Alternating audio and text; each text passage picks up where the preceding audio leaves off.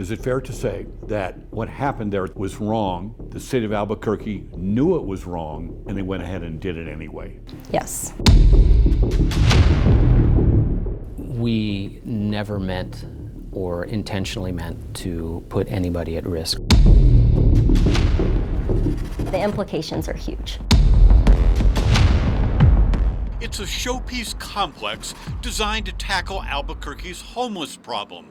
City officials bought an old hospital building, renovated it, and $36 million later, the Gateway Center at Gibson Health Hub was born.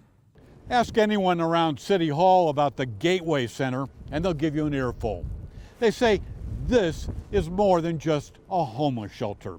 They say it's a place where Albuquerque's itinerant population can expect a host of social services, from overnight beds to medical and behavioral health care.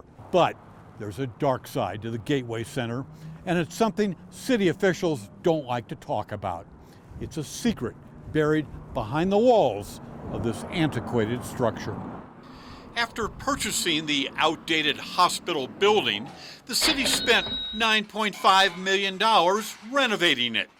But the one thing they did not count on was asbestos. Back in the 50s, when the Loveless Clinic was constructed, asbestos was commonly used in building materials. Because exposure to the hazardous material can be deadly, stringent federal regulations govern the renovation of old buildings containing asbestos. Only specially trained work crews are allowed to remediate asbestos. Full body suits, respirators, gloves, and boots are required. Asbestos debris must be bagged and disposed of in a designated hazardous waste landfill. But rather than comply with the regulations, city officials ignored them.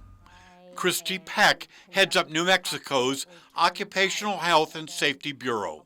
We had received several complaints that employees were being exposed to asbestos because demolition work was being done without following asbestos remediation practices. It's a serious allegation, so that's when we stepped in. The state's OSHA Bureau launched an investigation. In this case, we determined that the city of Albuquerque had a plain indifference towards the Gateway Center and the fact that it had asbestos-containing material. And the city willfully disregarded that and continued on with construction as normal, as if there was no asbestos-containing material in the areas they were working.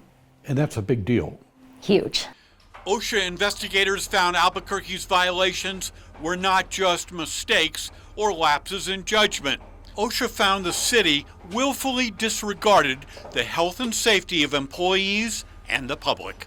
When city risk managers found reckless construction on the Gateway Center's second floor, they directed work crews to stop immediately. And did the city of Albuquerque stop at that point? They did not. Was that an egregious violation? Yes, and that's why we issued the 2 willful, serious violations.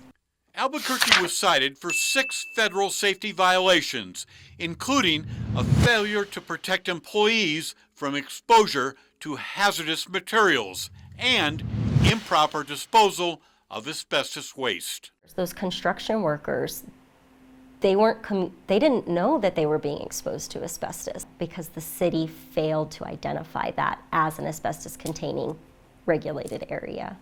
In a settlement agreement, Albuquerque will pay a $219,000 penalty.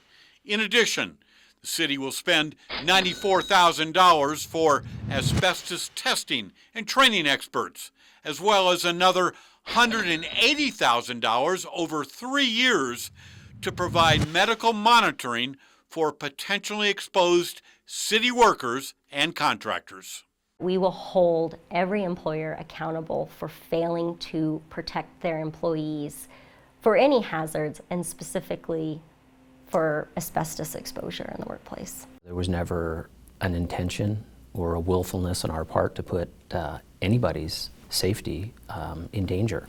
Kevin Suriso is Albuquerque's chief financial officer. Lessons learned all of us have a heightened awareness of asbestos. We've trained our staff.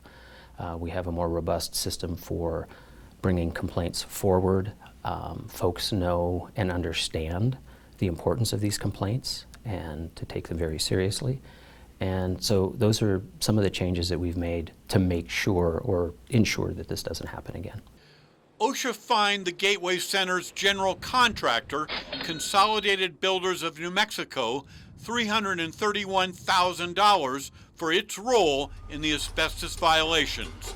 An out-of-court settlement in that case has not been finalized. I will tell you that the training we have given our employees, the awareness that everyone has, I mean, even at the highest level in city government, I am the CFO talking to you about asbestos, and I am well aware of the challenges, the dangers with older buildings and asbestos, and I will assure you our staff have been trained. They know what to look for. This should not happen again, and I'm confident that we have taken steps necessary to mitigate risk going forward.